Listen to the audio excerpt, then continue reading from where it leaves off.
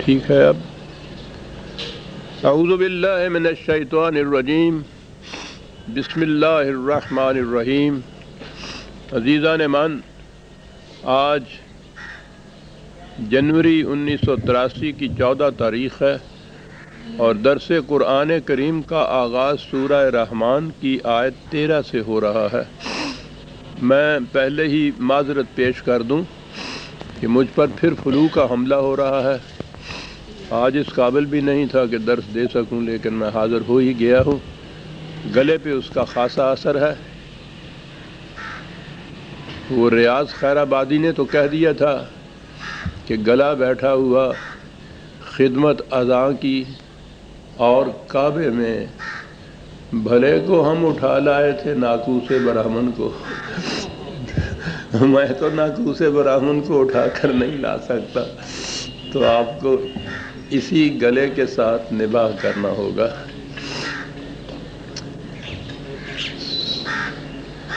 سورہ رحمان کی پہلی 12 آیت۔ نہیں جی، یہ سیٹ نہیں ہے آج آواز سیٹ نہیں آ رہی، صاف نہیں آ رہی باہر۔ جیسے بھی ہے اس کو سیٹ کیجئے۔ کچھ میرا گلا خراب، کچھ آپ کی مشین خراب۔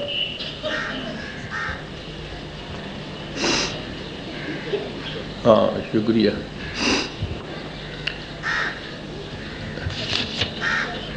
سورہ رحمان کے تمہیدی تفصیلات تو پچھلے درس میں سامنے آ گئے تھے، ایک نقطہ باقی رہ گیا تھا۔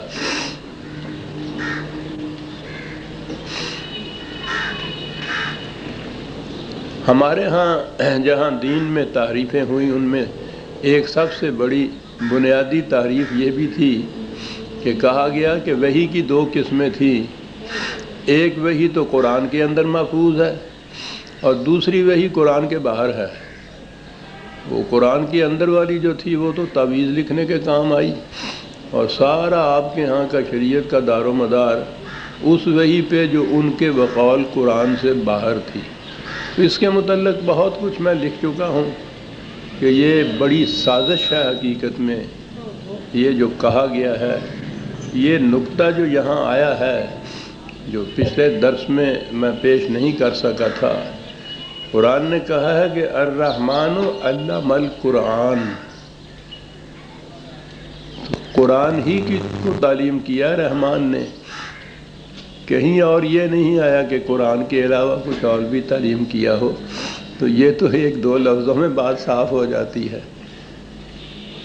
اگر اس کے علاوہ بھی کچھ تعلیم کیا ہے تو لائیے اس کی سند قرآن سے۔ یہاں تو علم القرآن ہی ہے، تو یہ صرف قرآن ہی ہے جو خدا نے تعلیم کیا، اور قرآن ہی ہے کہ جو وحی ہے، اس کے علاوہ وحی اور نہیں ہے۔ یہی ہے تمت کلمت ربک صدقا وعدلا لا مبدل کلمات اللہ، اسی میں مکمل ہو گیا۔ یہی غیر مبدل ہے، یہی محفوظ کر دیا گیا ہے، اور وہی اس کے خارج اور کہیں نہیں ہے۔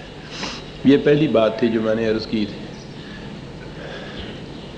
تمہیدی آیات جو جس میں آئیں کہ خدا نے یہ انسان کی انسانی صلاحیتوں کی نشو و نما کے لیے وحی کی تعلیم دی، جسمانی نشو و نما کے لیے بھی جو چیزیں پیش کی تھیں ان کا بھی ذکر کیا، اور اس انداز میں جو قرآن کا ہے کہ وہ بات کوئی بھی کرے، اصل مقصود، اصل بنیاد جو ہے اسے وہ 2 لفظوں میں سامنے لے آتا ہے۔ کہا یہ کہ نشو و نما جسمانی انسانوں کی ہی نہیں بلکہ ہر جاندار کی ان چیزوں پہ ہے جو زمین سے پیدا ہوتی ہیں، اور زمین کے لیے والارض وضعها للانام، یہ ہم نے تمام مخلوق کے لیے پیدا کی ہے، کوئی اس کو اپنی ذاتی ملکیت میں نہیں لے سکتا۔ دونوں لفظوں میں وہ اپنے نظام کو حل کر جاتا ہے، سارا معاشی نظام اس سے حل ہو جاتا ہے۔ یہ کچھ بھی کہا، پھر کہا کہ یہ زمین جس میں سے پھل اگتے ہیں، اس میں سے وہ ان کے ہاں پھول ہوتے ہیں، اناج ہوتا ہے، یہ ساری چیزیں تمہاری ضروریات زندگی کے لیے ہیں۔ اور اس کے بعد آیا تھا فَبِأَيِّ آلَاءِ رَبِّكُمَا تُكَذِّبَانِ۔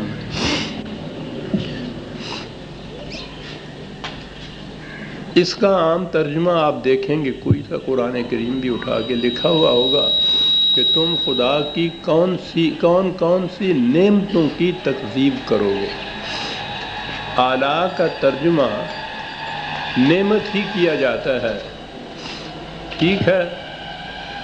بعض مقامات یا اکثر مقامات تو ایسے ہیں جس میں کہ یہ ترجمہ کر دیا جائے تو وہ اس کے مناسب ہوتا ہے، لیکن ایسے مقام بھی تو آتے ہیں کہ جس میں یہ ترجمہ اگر کیا جائے تو بات بنتی نہیں ہے۔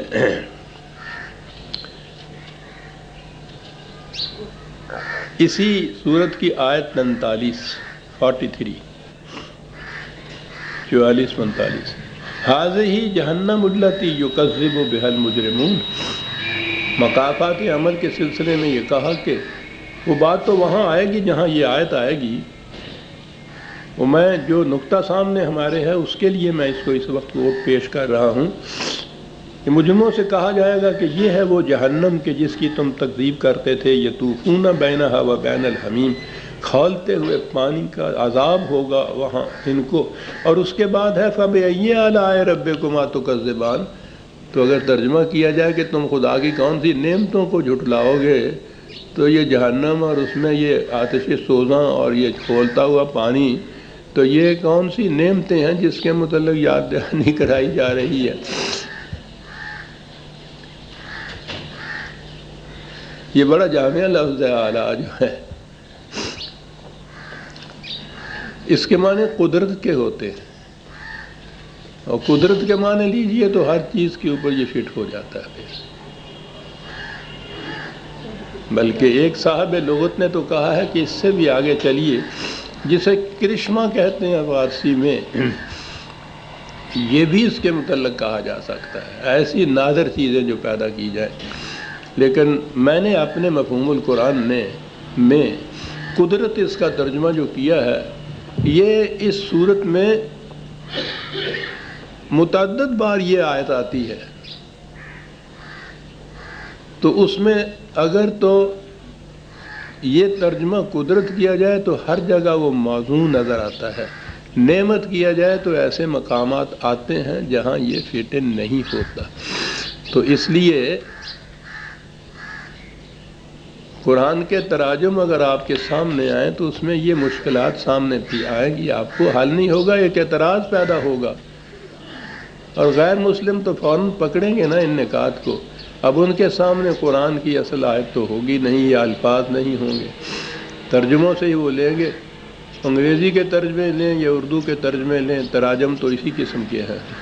تو بہرحال اعلیٰ کے معنی عربی زبان کی لغت میں یہ میرے تراشیدہ نہیں ہے عزیزان من، معاذ اللہ۔ قرآن میں اپنے ذہن سے کوئی چیز تراش کر پیش کرنا تو شرک ہے۔ خدا تعالیٰ مجھے معاف رکھے، پناہ میں رکھے کہ یہ چیز مجھ سے ہو جائے۔ تو یہ چیزیں اس کی سند موجود ہے، میری لغات القرآن کے اندر ان معانی کی سند انہی کے لغت میں سے، انہی کی تفاسیر میں سے وہ سندیں میں نے دی ہوئی ہیں۔ اپنی طرف سے تو سند میں دے ہی نہیں سکتا، لغت کی سند اپنی طرف سے کیسے دے سکتا ہوں؟ تو وہاں آپ کو یہ ملے گا کہ اس کے معنی قدرت، اقتدار یہ کیا جائے تو زیادہ موضوع نظر آتا ہے۔ تو یہاں پھر یہ آیا کہ فَبِأَيِّ آلَاءِ رَبِّكُمَا تُكَذِّبَانِ، یہ تثنیہ کا صیغہ ہے۔ تُكَذِّبَانِ میں ذرا آگے چل کے بتاؤں گا کہ دو کیوں کہا گیا ہے۔